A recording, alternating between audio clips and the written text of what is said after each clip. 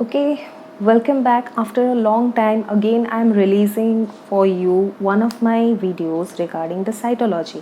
Cytology यानी कि about the cells, the study of cells, regarding cell structures, cell में क्या क्या चीज़ें हैं, उन चीज़ों की वजह से हमारे बॉडी में क्या होता है, what is the significance of cell, her cheese, everything is completely piled up together and the study of those things is called cytology.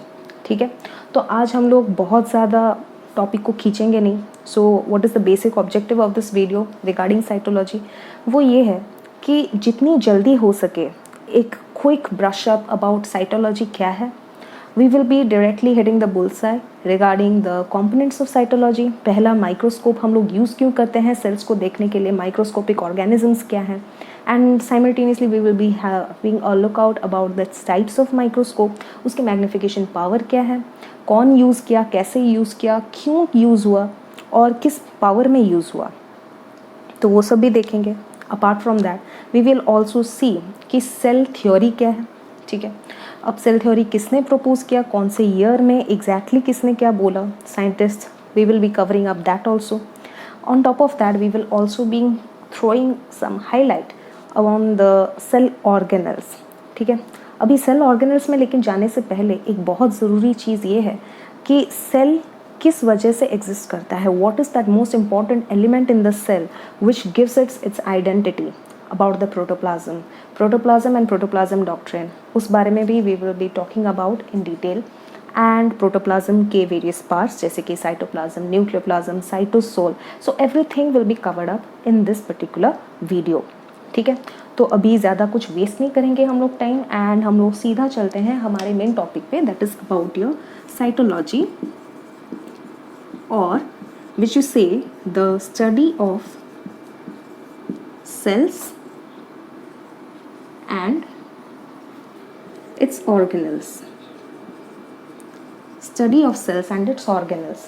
अभी ये दिखने में एक छोटा सा वर्ड है, सेल्स एंड ऑर्गेनल्स, एक छोटा सा फील्ड है, लेकिन एक्चुअली जब हम लोग और ज़्यादा डिटेल में और ज़्यादा इन डेप्थ हम लोग देखते हैं, it has actually a great plethora of things which will totally amaze you.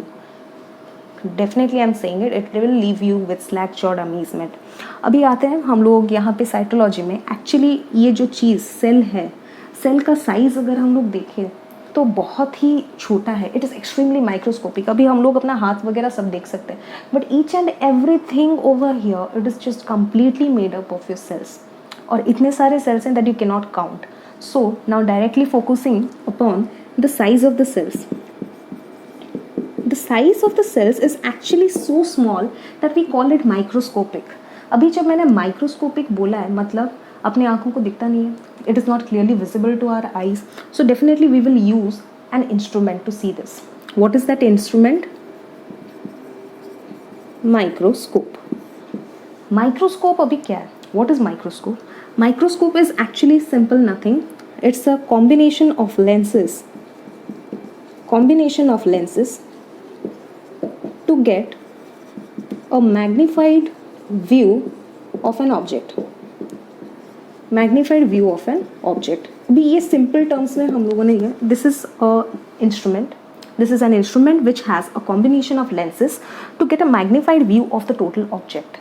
अभी वो ऑब्जेक्ट कितना माइक्रोस्कोपिक है, कितना छोटा है, उसी हिसाब से हम लोग का टाइप ऑफ माइक्रोस्कोप भी चेंज होगा. ठीक है, अभी जैसे first of all you are getting in the types of microscopes we can see, पहला आता है हम लोग का simple magnifying glass. Okay, the simple magnifying glass. The simple magnifying glass क्या है? It is just a combination of the biconvex lens. एक biconvex lens है, यूज़ होता है बाइकन्वेक्स लेंस, जिसको यूज़ करके आप एक नॉर्मल चीज़ को, कोई भी चीज़ को, उसका एक मैग्नीफाइड व्यू आप देख सकते हैं. ओके, उसको हम लोग बोलते हैं द मैग्नीफाइंग ग्लास और a simple microscope. Next we talk about the compound microscope. ठीक है, नाउ इन कंपाउंड माइक्रोस्कोप क्या होता है? There is a combination of lenses. Okay, there is a combination of biconvex lenses with the help of which we can increase the magnifying power of the microscope, and accordingly we can see microscopic objects of various dimensions. लेकिन again depending upon the type of lens use we actually fix कि what exactly we can observe under it. जैसे कि compound microscope में हम लोग देख सकते हैं whether the types of cells, ठीक है, cells and the various types, वो सब हम लोग उसमें देख सकते हैं clearly. We can find out whether a cell is living और नॉट. हाउ? अगर उसमें एक छोटा सा डॉट दिखता है then we see that we find out कि yes it is the nucleus that is present in the cell is living. हम लोग चाहें तो इसमें क्रोमोसोम्स देख सकते हैं, प्लांट सेल्स के बहुत सारे स्ट्रक्चर्स देख सकते हैं जितना पॉसिबल हो सके. The more you increase the magnifying power the more clearly and with all the details you can observe everything. उसके बाद आता है electron microscope. Electron microscope actually जैसे ये यूज़ करता है अ कॉम्बिनेशन ऑफ लेंसेज, ठीक है. यहाँ पे only one lens was use, that was the biconvex lens. Over here a combination of lens was use, two biconvex lenses were used of different magnifying powers. But when we talk about the electron microscope, actually what is used? Beam of electrons are used which are actually focused or targeted onto that particular object or the particular subject which is under the microscope to be studied, and it is directed or concentrated towards that object by the help of magnets. I repeat, with the help of magnets. तो उसके वजह से जो beam of electrons है, beam अगर जाएगा तो काफ़ी थिक एक ब्रॉड रेंज में वो जाता है, बट वी वांट कि it should exactly hit that particular object which has to be magnified. तो वो काम करता है तो आप लोग का magnets will actually focus it over there. So we get a complete exact replica and that to a much clarified object. Clarified image हम लोग को मिल जाता है उस पर्टिकुलर ऑब्जेक्ट का. And this was actually given by the scientist knoll and Ruska. It was given by the scientist knoll and Ruska. और उसका मैग्नीफाइंग पावर कितना है? इन सम लैक्स, ठीक है, it is in some lakhs. और टाइप इलेक्ट्रॉन माइक्रोस्कोप एक broad category है, बता देती हूँ, it's a very broad category. आप बच्चों के लिए ये एक पर्टिकुलर लिमिटेड है, but as you go higher in the levels you come to know कि ये कितना बड़ा वर्ड है. It's a very broad category you can say. Now coming back to compound microscope. अभी कंपाउंड माइक्रोस्कोप में क्या हुआ, ये जब दो पर्टिकुलर साइंटिस्ट के बारे में बात करूँगी, ठीक है. एक है Antonie van Leeuwenhoek.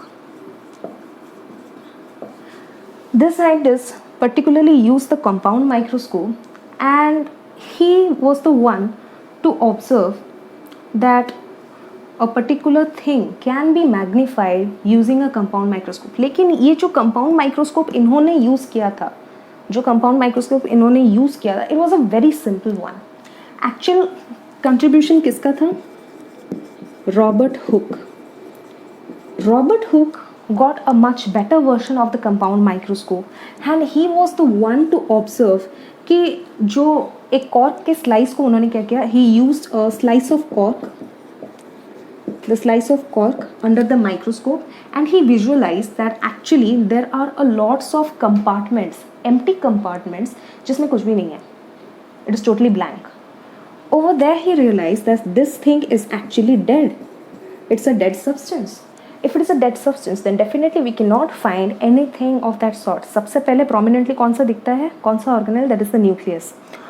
If that thing is not visible then definitely it's a dead nucleus. I mean to say it's a dead cell.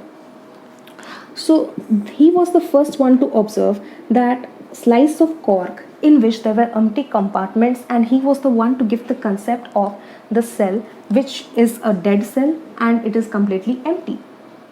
So this is how the whole thing of cell started and the concept of cell started from the word cella. Cella माने कि cell. Okay. So this was all about the basic about the microscope. कैसे size of the cells की वजह से हम लोग को microscope use करना पड़ रहा है. The types of microscopes that are actually available using which we can see the various things and depending upon the magnifying power we can actually use it to see various organelles. Done. अभी हम लोग next चलते हैं about, जैसे मैंने वहाँ पे लिख ही दिया था साइज ऑफ द सेल पे, तो चलो चलते हैं size of the cells. What is it about? When we talk about the size of the cells, हम लोग जब साइज का बात करते हैं we talk about the smallest, the largest, the longest and all those. So let me tell you about the smallest one. Okay, the smallest cell. Smallest cell is actually that of bacteria, which is specifically it is PPLO, that is Pleuropneumonia like organisms. इसका मतलब क्या है? Pleuro is actually for lungs, pneumonia disease, pneumonia, तो वही वाले bacteria हैं, ठीक है, जो कि एक्चुअली आपका निमोनिया कॉज करते हैं, ठीक है. And specially this PPLO is a category जिसमें कुछ ऑर्गेनिजम्स, माइक्रो ऑर्गेनिजम्स हैं, and one such micro organism which is the smallest of all, it is mycoplasma. Done. अभी अगर हम लोग बात करें लार्जेस्ट सेल कौन सा है, which is the largest cell? Ostrich egg. It is actually the largest cell that you will find. तोड़ दो, whatever you see, that is actually a cell, complete cell. तो it is the largest one. Longest बोला जाए, then हम लोग के neurons, body में जो नर्व सेल्स हैं, उनको actually the longest माना गया है. Okay? And if I talk about the largest cell in human body, largest cell, I repeat, largest cell in human body, then it is actually ovum in females. Ovum in females. इसको हम लोग ने human beings में, human body में the largest cell माना गया है. Okay, so depending upon the size, this is the type of cells you get to see. अभी एक बार आते हैं कि ये जो सेल के साइज हैं ये तो आ गए इतने. अभी नेक्स्ट हम लोग देखते हैं कि अबाउट द शेप्स. तो when we talk about the shapes of the cell, बहुत सारे शेप्स में आते हैं, जैसे कि सिलिंड्रिकल. अभी सिलिंड्रिकल का बात करें, देन बेस्ट एग्जांपल हम लोग का आता है cardiac muscles, cardiac muscles. Even जो स्पाइरोगैरा है, स्पाइरोगैरा इज एक्चुअली एन एल्गी. इस स्पाइरोगैरा में भी हम लोग जो फिलामेंट्स देखते हैं, they are actually long and cylindrical in structure. वैसे ही you get spindle shaped cells. Spindle shape अगर देखा जाए, then you will actually find it in the smooth muscles. You find it in the smooth muscles. तो smooth muscles they are actually spindle shape. And बहुत ज़्यादा इन लोग को smooth muscles तो पता ही होगा, इनवॉलंटरी एक्शन एक्टिविटीज़ को कंट्रोल करते हैं, and it is not under our control. They are mainly found in the internal organs, जिसकी चीज़ें हम लोग के कंट्रोल में नहीं होती है, but it is very much essential for our body activities. उसके बाद oval shape, amoeboid shape, biconcave shape. Biconcave shape में एक्चुअली आ जाता है हम लोग का RBCs. ओके, लेकिन वो भी only when they lose their nucleus. Initially वो लोग भी ओवली होते हैं, but once they are mature and they lose their nucleus, they get the shape of biconcave. बड़ा सिग्निफिकेंस है ये बाइकनकेव शेप का, because it increases the surface area to carry more amount of hemoglobin and more amount of oxygen and carbon dioxide for easy exchange of respiratory gases. ठीक है, and that too simultaneously it can move easily through the capillaries. capillaries तो बहुत thin होता है, so that it can easily move through capillaries. तो ये shape बड़ा help करता है RBC को. so ये आ गया हम लोग का just a basic idea about the shapes of the cell. अभी next चलते हैं हम लोग one most important thing, that is cell theory. Okay, cell theory कौन से ईयर में प्रपोज किया?